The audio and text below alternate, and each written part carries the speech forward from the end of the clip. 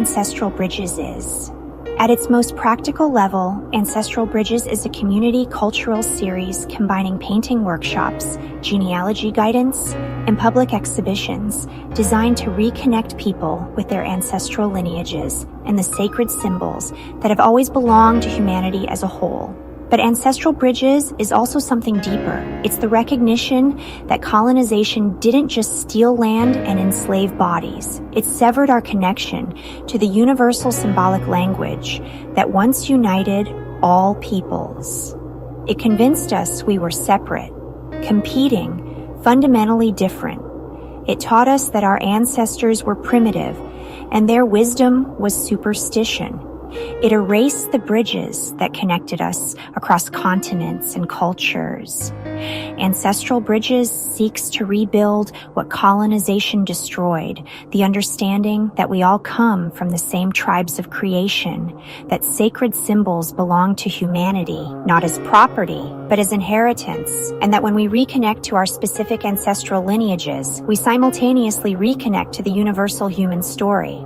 We are all indigenous to Earth.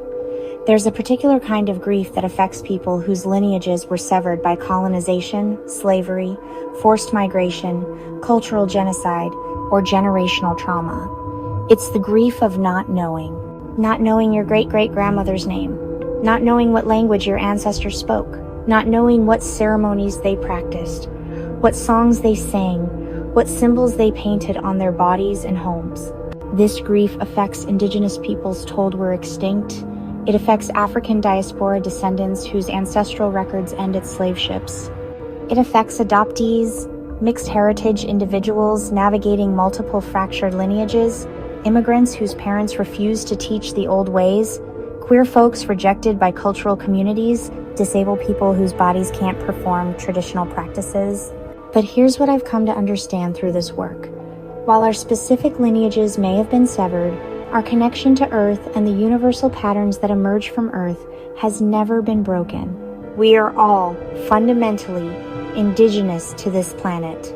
Before we were Taino or Yoruba or Celtic or Han Chinese, we were human beings living on Earth, observing the same moon cycles, the same spiral patterns in nature, the same sacred geometry that appears everywhere, from the atomic level to the cosmic. The spiral doesn't belong to Taino people, or Aboriginal Australians, or Celtic Druids.